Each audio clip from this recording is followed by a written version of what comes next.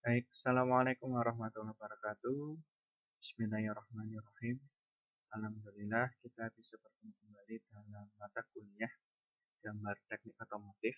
Ya, pada minggu lalu kita sudah belajar tentang gambar proyeksi ortogonal ya, yang dimana kita membahas tentang proyeksi Amerika dan proyeksi Eropa. Nah, pada kesempatan kali ini kita akan membahas tentang gambar potongan. Nah, untuk memberikan informasi lengkap dari gambar yang berunggah atau berlubang seperti di bawah ini, ya, ini gambarnya ini, perlu menampilkan gambar dengan teknik menggambar yang tepat, bukan memberikan garis bayangan seperti gambar di bawah. Nah, ini merupakan teknik yang tidak tepat. Ya. Karena untuk menampilkan sebuah lubang yang ada pada benda ini kan lubang ya, lubangnya berunggah sampai ke bawah. Itu ketika kita menggunakan teknik yang ini, yang memberikan garis bayangan itu tidak tepat. Lah, tidak tepatnya kenapa, Pak? Tidak tepatnya karena di sini ya kita bisa bisa salah tafsir karena banyak garis yang bertumpuk ya, sehingga terkesan rumit. Ya. Nah, kita memahami ini saja garisnya yang mana ya, gitu. Jadi kemungkinan salah tafsir itu lebih besar. Maka untuk menghindari hal tersebut, kita memerlukan teknik gambar potongan. Itu. Nah, fungsi gambar potongan ya, itu untuk menjelaskan bagian-bagian gambar yang tidak kelihatan di dalam benda.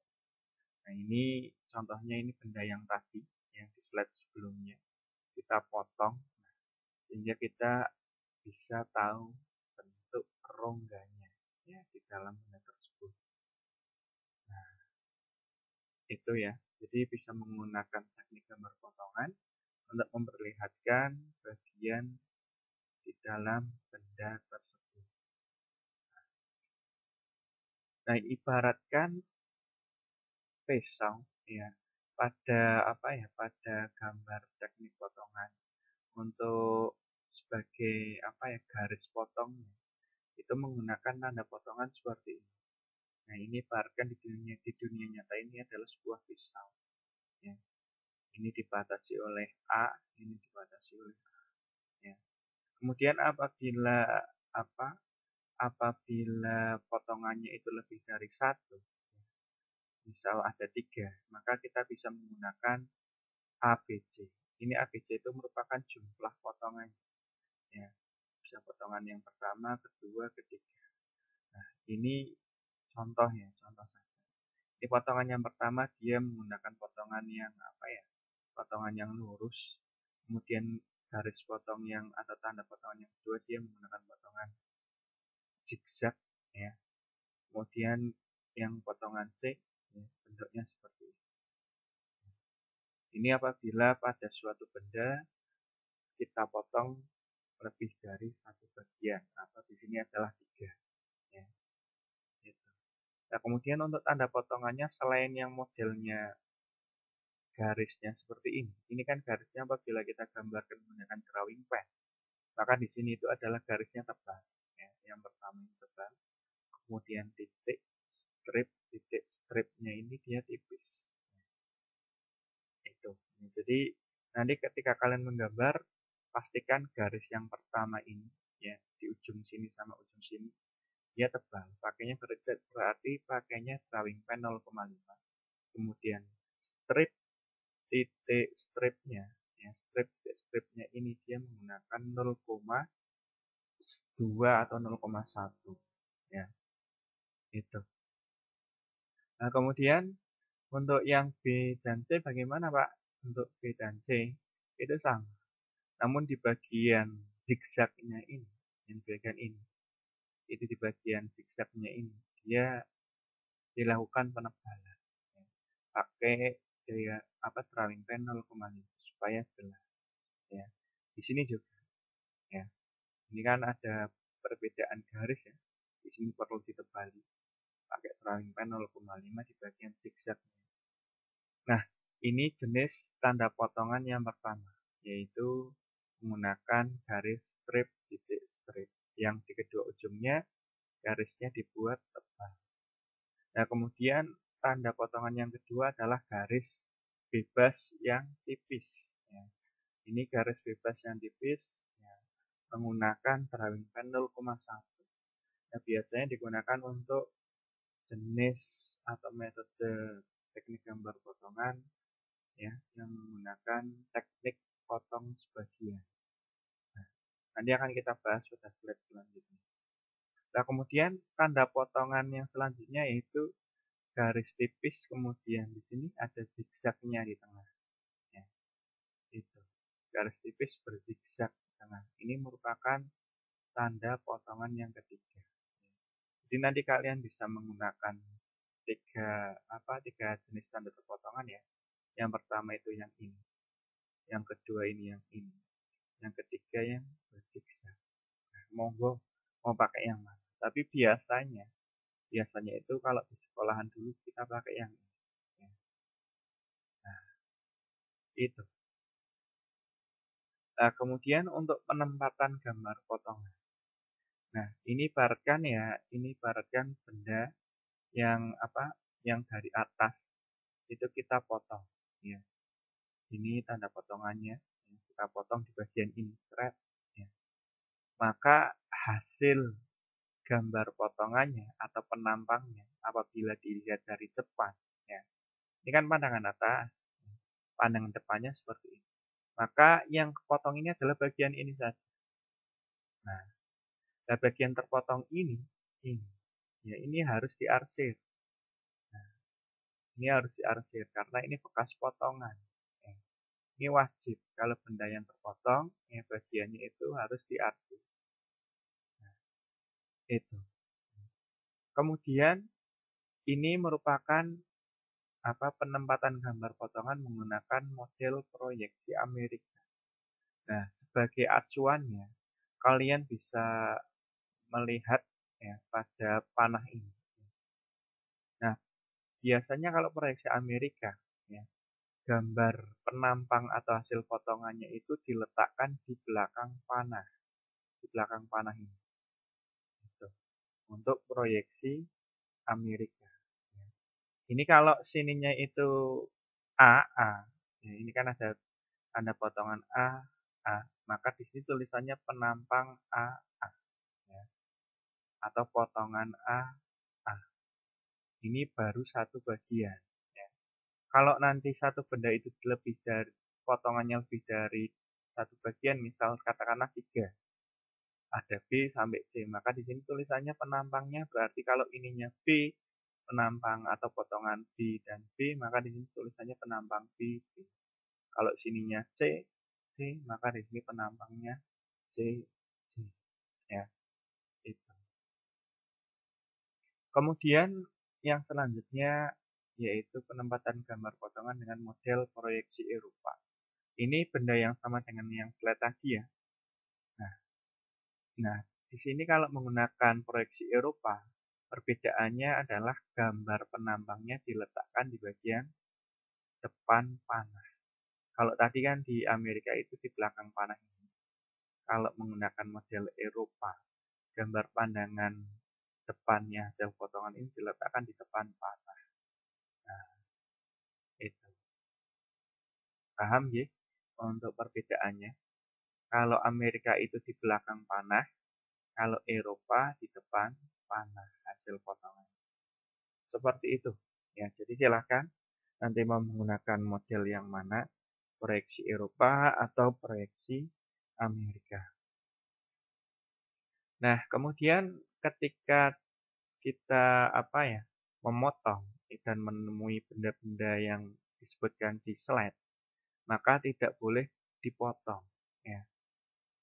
Ini benda-bendanya yaitu poros pejal, ya, dari jari pejal, benda-benda tipis yang misalnya pelat-pelat penguat pada dudukan poros maupun pelat penguat pada flange. Nah, bagian-bagian tidak boleh dipotong itu ya, walaupun terlewati garis potong ya, itu tidak boleh terarsir. Nah, Jadi ketika benda itu kan tadi terpotong ya, terpotong itu kan bekas potongannya diarsir. Nah, karena benda itu ada bagian yang tidak boleh dipotong, ya, walaupun terlewati garis potong, misalnya di situ ada plat tipis, maka plat tipisnya tidak ikut diarsir karena memang bagian tersebut tidak boleh terpotong. Nah, contohnya seperti ini. Nah, ini ya, di sini ada gambar ya, ada dudukan poros, di sini ada plat tipisnya ya. Plat tipis ini bagian ini. Ini kan plat tipisnya dia terlewati oleh garis potong. Ya. Nah, maka si plat tipis ini dia tidak boleh diarsir. Ya. Karena aturannya memang seperti itu. Plat tipis, ya, dudukan flange, misal poros pejal itu dia tidak boleh terpotong. Walaupun dilewati oleh garis potong. Nah, maka di sini tidak boleh terarsir. Yang lainnya kan ikut terarsir nih. Ya. Bagian yang ini terarsir. Ya. Kemudian yang ini, ya ini juga terarsir. Yang atas juga ini terarsir. Nah, maka plat tipisnya ini tidak boleh terarsir karena memang tidak boleh dipotong. Ya, itu.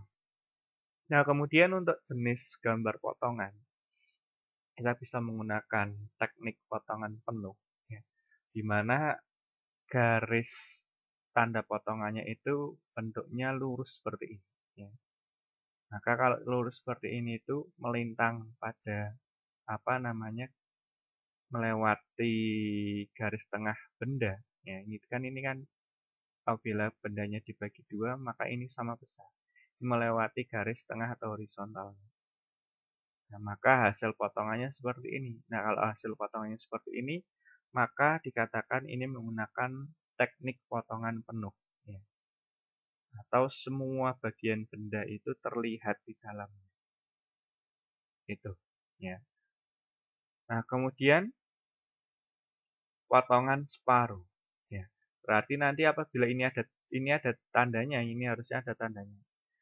Ini tanda potongnya dia membentuk L. Ya. Ini dari sini ke sini. Nah, ini ke bawah L-nya. Ini tanda potongannya harusnya membentuknya seperti ini. Seperti yang saya tunjukkan ini. Nah, hasil potongannya separuh. Ya, seperti ini. Jadi tidak semua benda itu kita tampilkan. Ya, hanya separuh bagian dalamnya saja yang ini. Ini malah menyingkat waktu karena bagian dalamnya ini itu kan sama dengan yang ini. Ya. Tidak usah kita tampilkan semua, hanya bagian sebagian saja. Karena intinya kan sama. Ya. Bagiannya ini sama dengan yang ini. Ya. Itu. Nah, itu ya. Jadi kalau ini kita tampilkan semua, kita butuh waktu untuk mengarsir yang ini. Ya. Bisa sih kita menggunakan potongan penuh, tapi kan apa ya bahasanya kurang efektif dan efisien. Ya. Karena harus mengarsir yang ini. Ya. Nah, lebih cepatnya karena ini sama, maka dipotong separuh. Nah, kita arsir sebagian ini saja untuk menghemat waktu dan supaya efektif dan efisien. Nah, kemudian jenis gambar potongan yang selanjutnya yaitu teknik potongan sebagian. Nah, teknik potongan sebagian ini merupakan apa ya? Teknik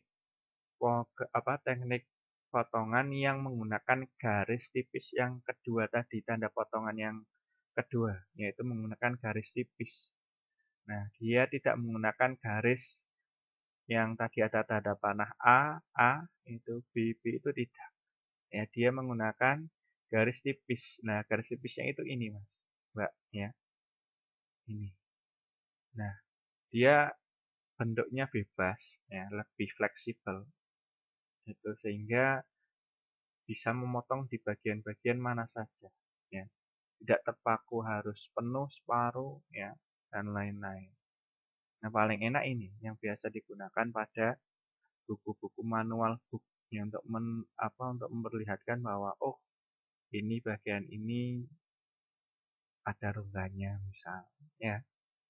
Jadi lebih fleksibel untuk garis atau teknik potongan sebagian ini.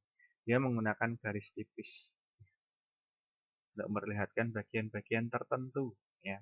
Tidak harus separuh kita potong semua atau kita potong penuh, itu tidak. Seperti itu ya untuk gambar teknik potongan sebagian. Nah, kemudian teknik potongan putar. Nah, biasanya kita gunakan pada poros-poros bertingkat ya. Itu seperti apa namanya? Kayak poros dan diferensial misal yang menghubungkan apa namanya diferensial ke mesin ya, gitu. Nah, ini biasanya kalau kita potong ini buat potongan ini kan ada 4 bagian ya, 4 potongan bagian. Maka di sini ada A, B, C, dan D karena ini ada 4. Nah, maka kita potong di sini ya. Maka penampangnya seperti ini. Taruh bagian bawah. Kemudian kita potong yang ini, penampangnya ini ya. Yang C penampangnya ini, D ini. Ini merupakan potongan putar ya. Seperti itu. Nah, kemudian yang selanjutnya itu potongan bercabang. Nah, potongan bercabang ini dia menggunakan apa ya? Menggunakan metode yang tadi zigzag ya. Garisnya zigzag. Di sini kan tebal, kemudian di bagian zigzagnya di sini juga ditebal supaya lebih jelas dan detail ya. Pak, kenapa kok ini tidak menggunakan apa potongan penuh? Ya, karena kalau ini menggunakan potongan penuh, maka apa detail lubang ini tidak bisa kelihatan. Nah, maka kita memilih menggunakan metode teknik potongan bercabang atau berzigzag ini tadi. Ya. Kalau menggunakan potongan penuh kan dia lurus, ya. Sehingga ini tidak ikut terpotong. Nah, maka kita menggunakan teknik potongan bercabang. Ya. Hasil potongnya seperti ini. Ya. Itu. Nah, ini gambar sampingnya seperti ini. Ini bagian depan, ini itu pandangan atas, ini pandangan samping kanan, ini pandangan depan yang telah dipotong. Nah, ini potongannya meloncat atau bercabang. Itu. Nah, seperti itu. Nah, kemudian yang selanjutnya yaitu arsiran. Nah, kalau kita menggunakan gambar teknik potongan, pasti kita akan berhubungan dengan arsiran. Nah, arsiran itu arahnya itu miring ya. Bisa berupa sudut miring arsirannya 45 derajat ya. Tetapi kalau bidang arsirannya itu kita luas, maka tidak usah apa ya, tidak usah kita arsir semuanya, hanya pinggirnya saja seperti ini. Kalau bidang gambarnya itu yang kita arsir luas, ya kita cukup memberikan arsiran pada pinggir-pinggirnya saja. Itu ya, untuk lebih efektif dan efisien. Nah, kemudian untuk arsiran bidang yang berdampingan, ini contoh ya. Ini bendanya sudah kita potong menggunakan metode bercabang, ya, teknik potongan bercabang. Dan di sini kan ada dua, ya, ada dua apa namanya, dua benda, ya, yang apa bahasanya letaknya itu tidak sejajar aslinya. Ini merupakan potongan yang ini, ya, kemudian ini merupakan potongan yang ini. Ini kan tidak sejajar, dengan tidak sejajarnya ini maka kita harus membedakan, ya. Potongannya harus dibedakan, arsirannya, ya. Itu. Tidak dibuat tepungkan sini, ya. Kalau ditepungkan sini garisnya tidak kita bedakan, maka kita bisa salah tafsir. Oh, apakah benda ini sama, sejajar, dan lain sebagainya. Maka dibuat seperti ini, ya. Atau malah lebih baiknya gimana, Pak? Lebih baiknya ini arsirannya berlawanan arah juga tidak apa-apa. Kalau bendanya itu memang tidak sejajar atau berdampingan. Ini dibuat yang bawah berlawanan arah arsirannya juga tidak masalah. Kalau ini kan dibuat zigzag arsirannya tidak tepung ya, menandakan bahwa ini bendanya tidak sejajar antara bagian ini dan ini ya. Itu ya, intinya dibuat beda lah antara arsiran yang satu dengan yang lain. Kalau posisi bendanya tidak sejajar atau berdampingan. ya. Berdampingan tetapi tidak sejajar ini kan ya ini. Nah, kemudian kalau benda-benda yang tipis ya, benda-benda yang tipis tetapi tidak termasuk ke dalam benda-benda yang tidak boleh dipotong ya, yang tidak termasuk ke dalam jenis benda yang tidak boleh dipotong. Nah, kalau benda tipis yang tidak masuk ke dalam benda yang tidak boleh dipotong, itu cara arsirnya beda. Kalau benda-benda yang tipis itu diblok ya, atau ditebali dengan menggunakan drawing pen. Dilabur lah bahasa Jawanya gitu. Nah, diblok hitam ya, atau ditebali. Kalau benda-benda yang tipis seperti itu ya. Baik, mungkin itu yang bisa saya sampaikan ya. Semoga apa yang kita pelajari hari ini bermanfaat. Terima kasih. Wassalamualaikum warahmatullahi wabarakatuh.